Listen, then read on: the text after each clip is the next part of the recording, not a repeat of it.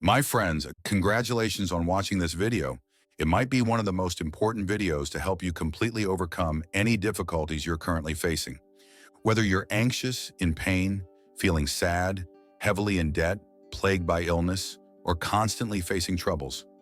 In this video, I will guide you systematically, step by step, comprehensively helping you replenish your own energy and wisdom. It will certainly benefit you immensely. All right, let's begin. It is said that there are 6 paramitas which can help one achieve self-liberation. The 6 paramitas are like 6 boats, 6 tools. They can change our energy field, that is, our karmic magnetic field. According to the law of causality, as long as our energy field, our own frequency, changes, our life trajectory will undergo tremendous changes. So in this video, I will thoroughly explain these 6 methods of self-liberation to help you completely transform. All right, here's the important part. The first of the 6 paramitas is generosity. Generosity, simply understood, means giving outwardly. Although we often hear about generosity, do you really understand its astonishing power? The first manifestation is that it can help us counteract greed and stinginess. As long as you don't eliminate greed, it will easily bring many troubles. Eating delicious food, obviously already full, yet still wanting to eat a few more bites. Craving that indescribable taste, the slogan of "eat until 70% full" for dieting is thrown to the wind. Wanting to buy beautiful clothes even though you've already bought enough clothes you like, yet still wanting to try on a couple more pieces, looking at yourself gracefully in the mirror, thinking it wouldn't hurt to buy a few more. Even the homeless and beggars on the street will secretly stash enough coins for a week's meals and then continue to pitifully collect another jar of coins. Even when you've met the person you most want to meet, you want to talk, chat, argue, and laugh with them, yet can't help but get to know 2 more girls, embracing left and right. Greed.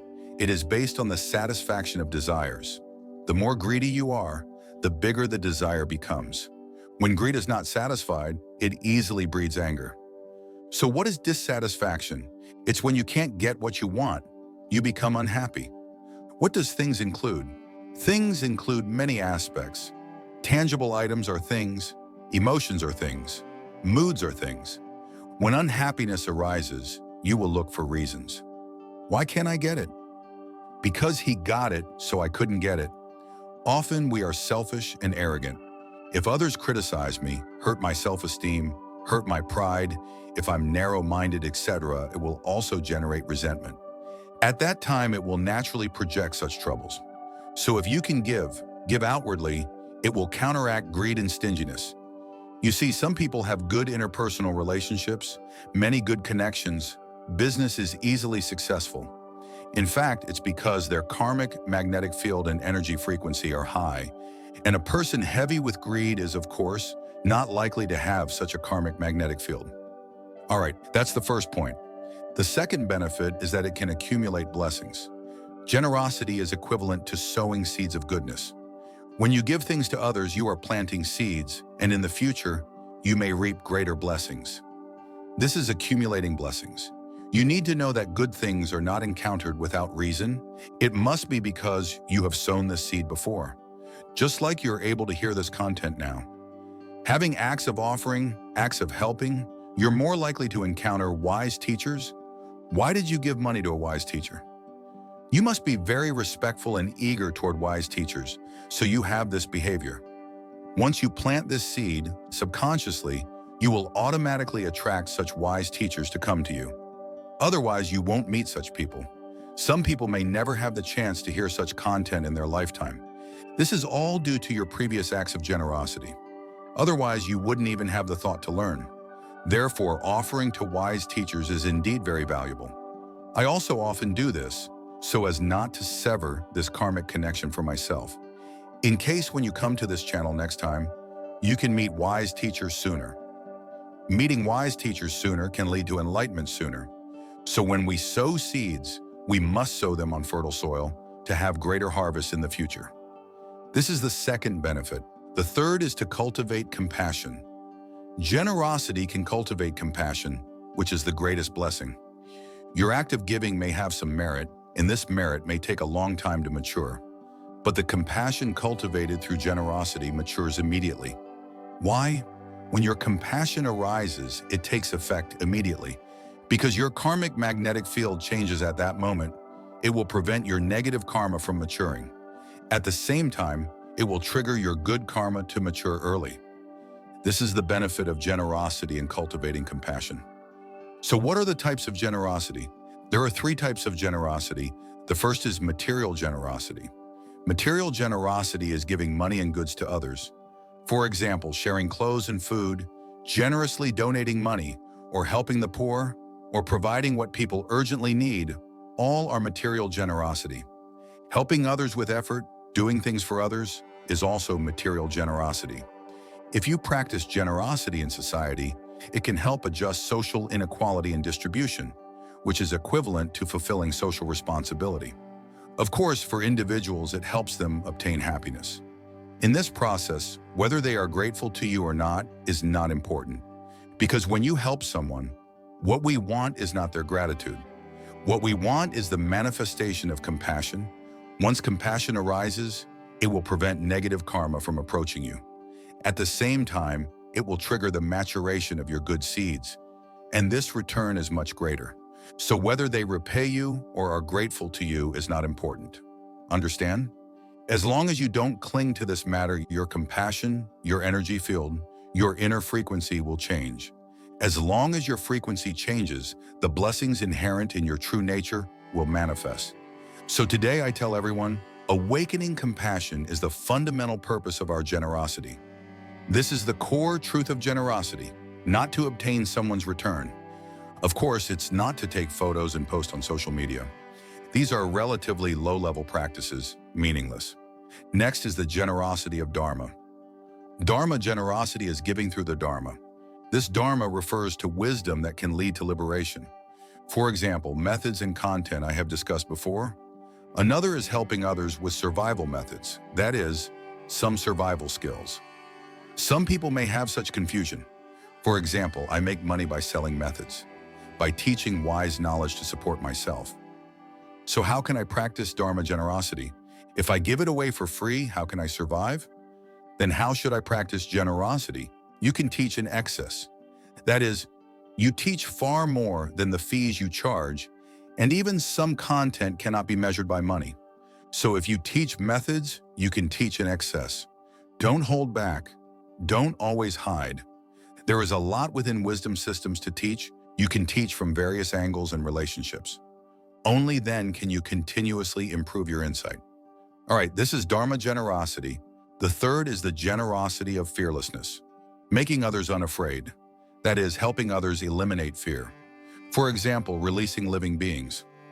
Releasing life is the generosity of fearlessness, especially when they are about to be killed. You buy them and release them. The merit is great. For example, you see someone killing a dog. You ask, how much is the dog? Only 200 yen. I'll give you 200 yen. Give the dog to me. Then you buy it, take it away, far from this place and release it. Dogs can understand. This merit is great. This merit is regardless of whether it feels grateful to you or not. Just at that moment, the manifestation of your compassion is the most important. At that moment, the light of your mind suddenly appears. That light manifests. Your action is not for anyone, nor is it to obtain the dog's gratitude. We shouldn't cling to this. The act of generosity represents the manifestation of your compassion. If you often do such actions, you're opening your compassion. What is compassion? It is directly placing yourself in that high energy frequency, the frequency of enlightenment. When you often manifest compassion in this way, you naturally resonate with this energy. So helping others eliminate fear is the generosity of fearlessness. Helping others eliminate fear has great merit. Of course, there's also giving others confidence, giving others motivation, making others live happily, even giving others a smile, a word of encouragement, all belong to the generosity of fearlessness. You might say, I have no money to practice generosity. Then can you give someone a smile? Can you like their post?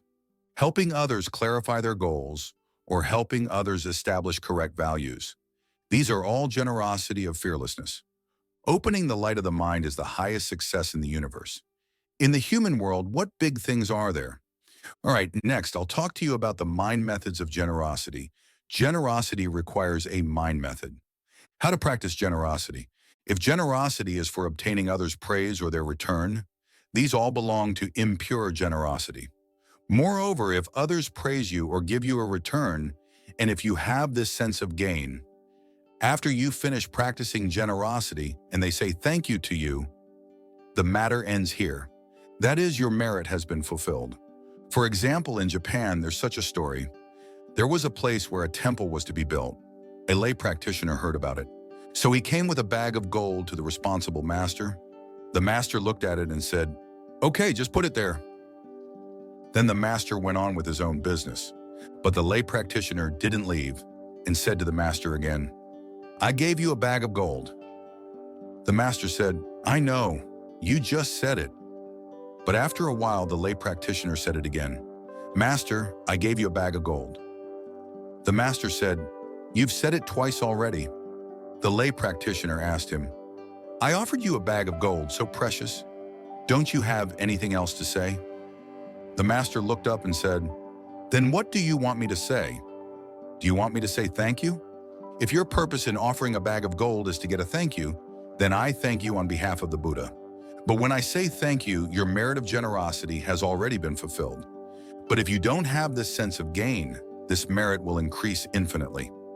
But if you don't have any sense of gain, even if he says thank you, it will not reduce your merit.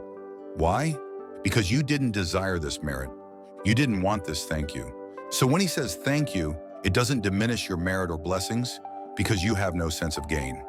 And some people do good deeds to get good relationships, to improve interpersonal relationships. They take the initiative to do some things. These belong to impure generosity. They're strategic.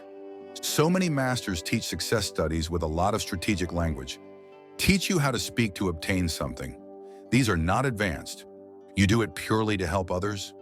This way, it will change your energy magnetic field, change your internal frequency, open the light of your mind, remove your obstacles. Such blessings and merit will be great. The second mind method is not to calculate all your contributions into money. Leave a part of your contributions as seeds of generosity. Let me give an inappropriate but easy to understand example. For example, the boss asks you to work overtime. You worked overtime. Do you want overtime pay? You certainly want overtime pay, right? If you calculate every overtime as overtime pay, then your overtime is worth this overtime pay. If you never ask for overtime pay when you work overtime, your overtime is an extra contribution. If you have no sense of gain, then this gain is an infinite gain. A person who never asks the boss for overtime pay when working overtime. At least, what does it show? You are not greedy, not profit-driven, not calculating. What does this prove? It proves that the light of your mind is manifesting. Your obstacles are being removed and your inner self is getting closer to freedom. This is accumulating blessings for yourself. Of course, I'm not asking you to work overtime desperately. If you are unwilling, constantly cursing the boss behind his back, then it's better not to work overtime. Of course, if you do good deeds purely to gain merit, it also belongs to impure generosity. Next, the third point is more important. I think it's a point that many people will have doubts about. That is, if generosity is to attain enlightenment, to counter obstacles, to open the light of the mind, is this considered pure generosity? The answer is yes, because this purpose is flawless. Why is accumulating blessings considered with flaws? Because no matter how many blessings you accumulate, as long as you can't transcend the 6 realms, can't achieve inner freedom, it doesn't have much meaning. What can you do with 10 billion? If you can't get out, you can't even spend it all. So if it's to attain enlightenment, to remove obstacles, to open the light of the mind, this belongs to pure generosity. At this time, someone might ask, aren't we supposed to be empty, to be unattached, to have no sense of gain? Actually, that's a realm only saints have. We haven't reached that realm yet. Don't worry about that for now. Now, we need to have gains, but these gains are for inner enlightenment, and that's correct. This is pure generosity. When our inner self has elevated to a higher dimension, then we can talk about emptiness. All right? The second of the 6 paramitas is morality. Can morality lead to enlightenment? Morality is actually self-restraint, and the essence of morality is the greatest protection for oneself. Protect what? It can prevent our body and mind from being harmed or from being polluted. Confucianism teaches self-discipline and returning to propriety. Precepts are not only the rules of temples and Buddhism, that's narrow. Broadly speaking, it means we can avoid creating evil karma, can remind ourselves to always do good deeds. Before we attain enlightenment, we will create all kinds of karma, infinite karma. Before it matures, it will always follow us and affect us. As there's a saying, neither arising nor ceasing, neither permanent nor annihilated. What does not permanent mean? It means that whether we do good or bad deeds, after doing them, the phenomenon disappears, so it's impermanent. What is not annihilated? It means that although the phenomenon disappears, the influence of this phenomenon in our hearts remains unless it matures. So we can avoid everything, but we can't escape our own hearts. So karma follows us like a shadow. Therefore, we need even more to observe the precepts well. The purpose of morality is to prevent wrongdoing and stop evil, to achieve liberation, to prevent sentient beings from generating desires such as greed, hatred, and ignorance. Therefore, the first of morality is that it can help us avoid obstacles. The second is that it can calm our minds. Because once we do bad things, it's especially hard for our minds to be peaceful. If the mind is not peaceful, then you can't enter inner observation, easily obstructing meditation. The third, of course, is that it can reduce illness, because you won't be led astray by emotions caused by greed, hatred, and ignorance.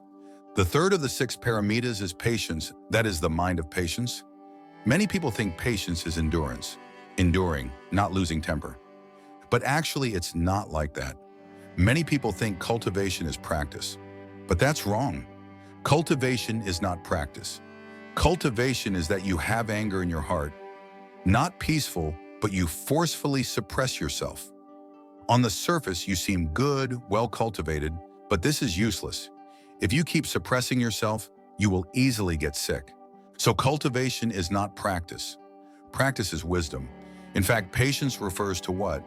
Patience means that through wisdom, we can see through that, the person who hurt me, it's not that he wants to hurt me, but his afflictions are hurting me. When his afflictions come, he will even hurt himself. When afflictions arise, he can't control himself. He will hurt himself, and of course, he will hurt others externally. So we should pity him. Why? Because his afflictions have come, so he can't control himself. When we cultivate patience in this way, there is no resentment in our hearts, but full of compassion, full of tolerance towards the other person. This is patience. The fourth mind method is diligence. In doing anything, we must be diligent, focused, and forge ahead. Only then can worldly and transcendental undertakings be easily accomplished. So as long as we are diligent, destiny is in our hands. As long as we are diligent and the methods are correct. Of course, liberation is also very assured and will be in our hands.